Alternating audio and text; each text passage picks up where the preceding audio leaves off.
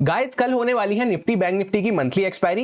किस तरह से चार्ट पे कंप्लीट एनालिसिस बन रहा है, क्या प्राइस एक्शन पॉइंट्स हमारे सामने निकल के आ रहे हैं, उनको डिस्कस करेंगे। डिस्कस करते हुए साथ ही साथ कल के लिए क्या बेस्ट ट्रेडिंग प्लान बन रहा है उसकी बात करेंगे। हम काफी टाइम बाद एनालिसिस कर रहे हैं तो ब्रॉड टाइम फ्रेम पे क्या कंप्लीट माइंडसेट बन रहा है उसको समझना जरूरी है। सबसे पहले यहाँ पे वनडे टाइम फ्रेम पे हमको देखने को मिल रहा है कि मार्केट ने प्रीवियस रेजिस्टेंस के पास से एक्जैक्टली रेजिस्टेंस लेके बहुत ही अच्छी यहाँ पे सेलिंग दिखाई है।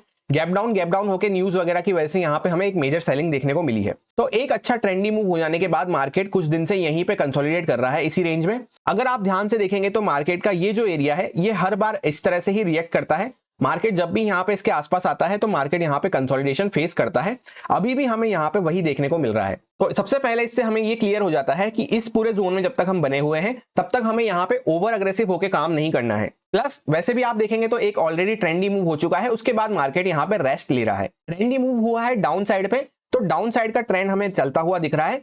एक अपसाइड की मेजर स्ट्रेंथ अब हमें जब भी देखने को मिलेगी जब मार्केट 45,000 के ऊपर सस्टेन करना चालू करता है। अब और थोड़ा डेप्थ में एनालिसिस करते हैं तो आज जो कैंडल हमें देखने को मिल रही है ये kind of hammer type of candle हमें देखने को मिल रही है, जहां पे मार्केट पहले गैप डाउन खुल के हल्का सा नीचे गया, फिर वापस रिकवर करके ऊपर हायर साइड पे ही क्लोज दिया है। तो कल के दिन जैसा कि मंथली एक्सपायरी होने वाली है तो ब्रॉड माइंडसेट हम ये रख सकते हैं कि अगर मार्केट फ्लैट या हल्का फुल्का गैप अप खुल के इसके आसपास ही खुल के इस हैमर कैंडल का हाई क्रॉस करता है तो हमें बाइंग साइड का एक छोटा मोटा मोमेंटम देखने को मिल सकता है। ऑल्दो अभी यहाँ पे ट्रेंड नेगेटिव साइड पे बना हुआ है, पर छोटा मोटा पुल बैक हमें यहाँ पे देखने को मिल सकता है अगर हम हैमर कैंडल का हाई क्रॉस करते हैं। एग्जैक्टली क्या हमारी कंडीशंस रह सकती हैं, किस तरह से हम ट्रेड प्लान कर सकते हैं कल के दिन, उसको डिस्कस करने के लिए 15 मिनट टाइम फ्रेम पे चलते हैं। 15 मिनट टाइम फ्रेम पे जब हम आते हैं तो यहाँ पे आपको क्लियर कट एक ट्रेंड लाइन टाइप देखने को मिलेगी, जिसपे मार्केट बार बार इस तरह से लोअर हाइज लोअर लोज लगाता हुआ चल रहा है। एक चैनल टाइप ऑफ यहाँ पे आपको देखने को मिलेगा। तो अभी यहाँ पे एकदम सिंपल सा एनालिसिस है, जैसा कि ट्रेंड तो पूरा नेगेटिव साइड पे बना हुआ है पर हम हायर साइड पे यहाँ पे खड़े हुए हैं, उसके पास आके हमने अच्छे से कंसोलिडेट कर लिया है।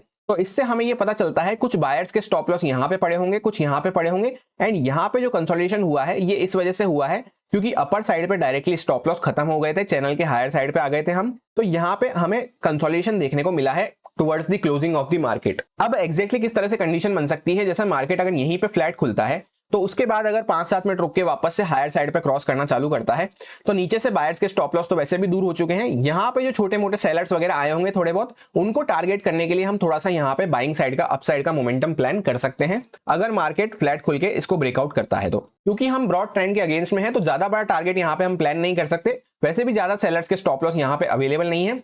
तो मैक्स टू मैक्स हमारा 900 से लेकर 45,000 की रेंज तक यहाँ तक हमारा प्लान रह सकता है, उसको भी हमें अच्छे से ट्रेल करते हुए चलना है। अब सपोज करते हैं कि मार्केट डायरेक्टली ज्यादा बड़ा गैप अप वगैरह खुल जाता है यहाँ कहीं पे ट्रेंड लाइन के ऊपर, तो उस केस में हमें 5-7 मिनट वेट करना है। मार्केट अगर यहीं पे सस्टेन करके वापस से ऊपर साइड पे निकलना चालू करता है तो हमारा बाइंग साइड पे ही प्लान रहेगा। अगर यहाँ पे छोटा मोटा गैप अप से लेकर यहाँ पे फ्लैट इसी रेंज के आसपास हम कहीं पे खुलते हैं तो डायरेक्टली अब ज्यादा बड़ा गैप अप वगैरह खुल जाए मार्केट 45,000 के आसपास यहाँ कहीं पे, तो उस केस में हमें वेट करने की जरूरत है क्योंकि यहाँ से ऑलरेडी मूव चलता हुआ आ रहा है, डायरेक्टली इतना बड़ा स्ट्रेच खुल जाएगा तो उसके बाद हमें वेट करना पड़ेगा। यहाँ पे कुछ कंडीशन वगैरह बनती है, फिर ब्रेकआउट या ब्रेकडाउन होता है सेकंड हाफ के आसपास, तभी हम प्लान कर सकते हैं। अदरवाइज इसी फ्लो में ऊपर की साइड पे वापस निकलना हमारे रिस्क रिवॉर्ड के अकॉर्डिंग फेवरेबल नहीं रहेगा। एंड वैसे भी ये यहाँ पे मेजर रेजिस्टेंस होने वाला है, इसके ऊपर यहाँ पे वैसे भी डायरेक्टली स्टॉप लॉस अवेलेबल नहीं है।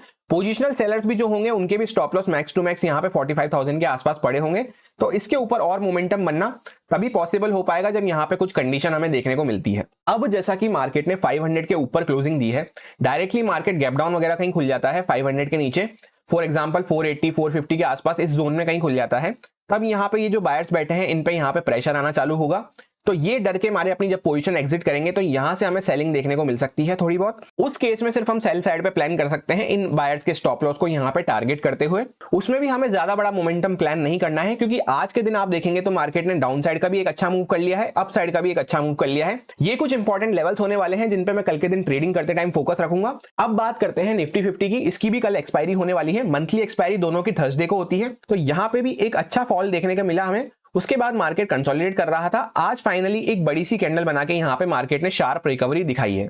काइंड ऑफ यहाँ पे भी हैमर टाइप ऑफ कैंडल बनी है, तो मार्केट फ्लैट हल्का फुल्का इसके आसपास ही खुल के वापस से हाई क्रॉस करता है तो बाइंग साइड पे ही हमारा कैरी फॉरवर्ड मोमेंटम में प्लान रहेगा अप साइड के लिए। रही डाउन साइड की बात, तो सेल साइड का लेवल इसमें बहुत दूर निकल के आ रहा है क्योंकि कैंडल बहुत बड़ी हमें देखने को मिल रही है। तो ज्यादा बड़ा गैप डाउन वगैरह खुलेगा तभी हमें यहाँ पे डाउन साइड का मोमेंटम कुछ देखने को मिल पाएगा, अदरवाइज हमारा साइडवेज टू बाइंग साइड के लिए ही प्लान रहेगा। किस तरह से एक्जैक्टली कंडीशन बने जब हम ट्रेड कर सकते हैं उसको डिस्कस करने के लिए 15 मिनट टाइम फ्रेम पे चलते हैं। 15 मिनट टाइम फ्रेम पे हम यहाँ पे देखेंगे तो बैंक निफ्टी में तो हम ट्रेंड लाइन के रेजिस्टेंस के पास खड़े हैं ब्रेकआउट करने के, पर यहाँ पे ऑलरेडी हमें एक ब्रेकआउट देखने को मिल चुका है। लास्ट टाइम जब हम मिले थे तब मैंने आपसे एक important price action point share किया था कि दोनों इंडेक्स में जैसे सपोज निफ्टी में ब्रेकआउट हो चुका है एंड बैंक निफ्टी में ब्रेकआउट नहीं हुआ है, तो निफ्टी वेट करता है कि अगर यहाँ पे बैंक निफ्टी भी इसके साथ ब्रेकआउट कर देगा ट्रेंड लाइन का तो ये यहाँ से और एक्सटेंडेड मूव हमें दिखा सकता है। अदरवाइज ऐसा नहीं होता है, बैंक निफ्टी का ट्रेंड लाइन का ब्रेकआउट फेल हो जाता है या नहीं हो पाता है, तो उस केस में हमें यहाँ पे वापस से ये ब्रेकआउट फेल होता हुआ नजर आ सकता है। वही यहाँ पे होता हुआ नजर आ रहा है।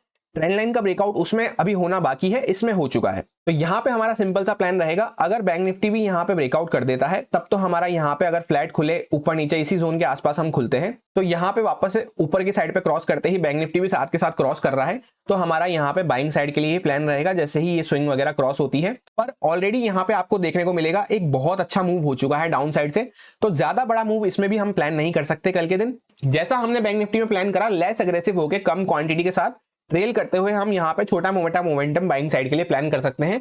अगर फ्लैट टू हल्का फुल्का इसी रेंज के आसपास हम कहीं खुलते हैं, हल्का फुल्का गैप अप खुले तो उस केस में भी हमें 5-7 मिनट वेट करके अगर वापस से मार्केट ऊपर निकलना चालू कर रहा है तो बाइंग साइड पे ही प्लान रहेगा, क्योंकि ये हम प्लान नहीं कर सकते कि मार्केट डायरेक्टली यहाँ से इस तरह से गिर जाएगा, क्योंकि यहाँ पे जो बायर्स के स्टॉप लॉस हैं वो ऑलरेडी बहुत दूर जा चुके हैं, उनको एक अच्छा प्रॉफिट हम देखने को मिल चुका है।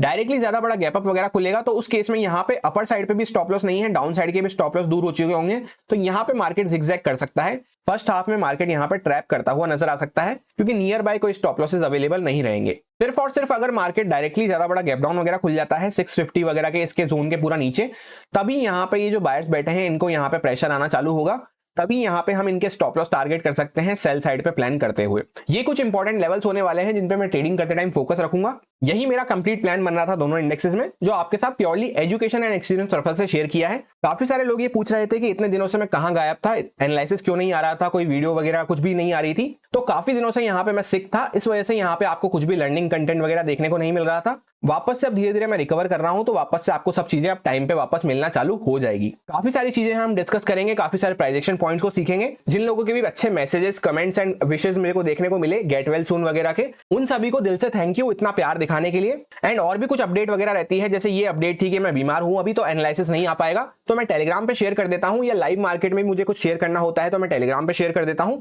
अगर आप उसका अभी तक पार्ट नहीं है तो ज्वाइन कर सकते हैं टेलीग्राम फैमिली को, लिंक आपको डिस्क्रिप्शन में मिल जाएगा। इस वीडियो में फिलहाल इतना ही, मिलते हैं किसी नेक्स्ट वीडियो में। Thank you.